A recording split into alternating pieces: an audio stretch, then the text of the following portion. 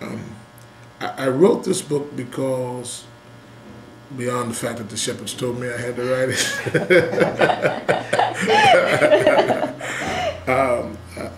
I wrote this book because of the challenge that I have been facing in the 22 years of pastoring.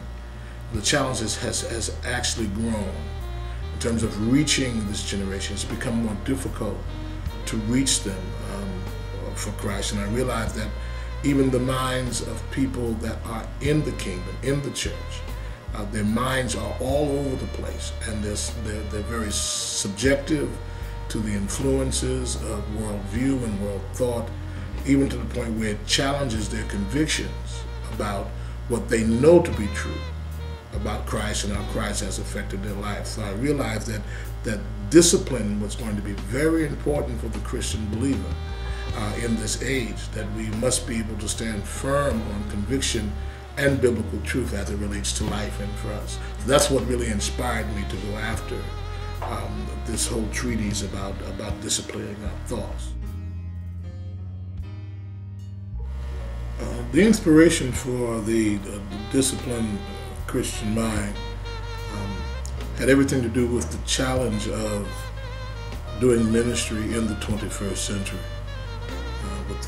with the deep influence of subcultures, this growing agnosticism and skepticism about the reality of Christ and God. I realized that if the church was not very, very focused and disciplined, that we could lose the evangelism of the next generation. This is an area where the church and all of the possible people that will be won to the church would have to be able to discipline their minds around the Word of God and allow the Word of God to have direct influence on their behavior in a postmodern world.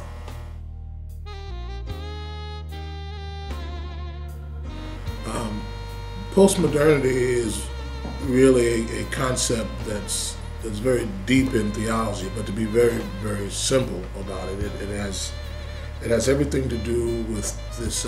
I believe that the war today, the conflict, the confrontation, is actually a war on thought. That the battle is no longer about our disciplines around our behavior or the disciplines around our sanctification, but now the war is a war on thought. Actually, people's convictions and what they believe. There is this growing atheism that seems to be overriding the church. There are more people that don't believe in God today than at any other time in history. So I believe that the church's mission today, that it must be able to redevelop proper thought in this era. Thoughts about how righteousness, the golden rule, doing the things that are proper, and those things are driven by the Word of God. Those principles are driven by the Word of God, and how they should actually affect our behavior and how we live every day. It should affect the fabric of our families. It should affect the fabric of our relationships, how we conduct ourselves at work. Present-day thought is all over the place. It's chaotic, it's self-driven, it's self-serving, has nothing to do with others or serving other people.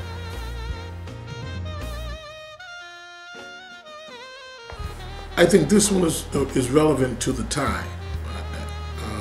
There are wonderful treatises out there on the mind, but this one deals directly with this issue of New Age philosophy and how it's having a direct effect on attempting to disqualify and validate the mission of the church.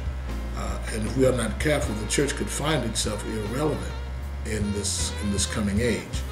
And so this regaining our thoughts around life, how God fits into that, becomes very, very crucial to the effectiveness and the validation of the church and its mission.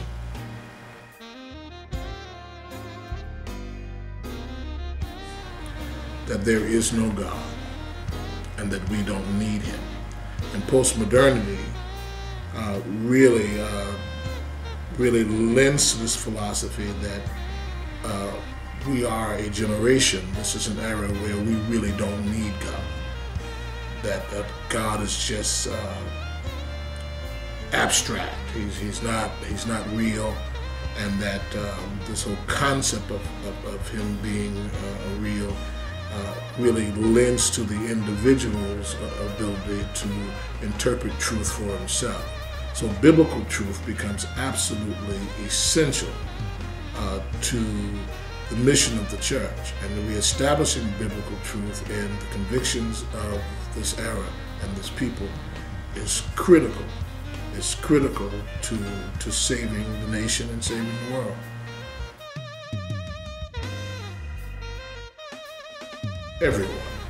Everyone benefits from reading this book because it's practical. There is room there for immediate application. The values and principles with regard to how to restore proper thought are there in very simple terms. It also speaks directly to people in ministry. There's a strong theological there that deals with some of the things that we need to get back to, like blessing our food and praying before we go to bed and praying with our family. Those things keep God involved. They keep God as a reality, not just to us, but also to our children that will be here 70 years after we're gone. It's really important that these values be reinstituted and be put back in place. So everyone benefits from it. But the book is revealing. It's revealing of the age. And I believe there is somewhat of a cryptic scheme of the enemy to really have the minds of the generation detach itself and to make God something that's just not necessary. And yet call yourself delivered and ready for the fullness of destiny. Some of us have not realized the fullness of our destiny, what God has preordained for our lives, because we are unwilling to surrender all.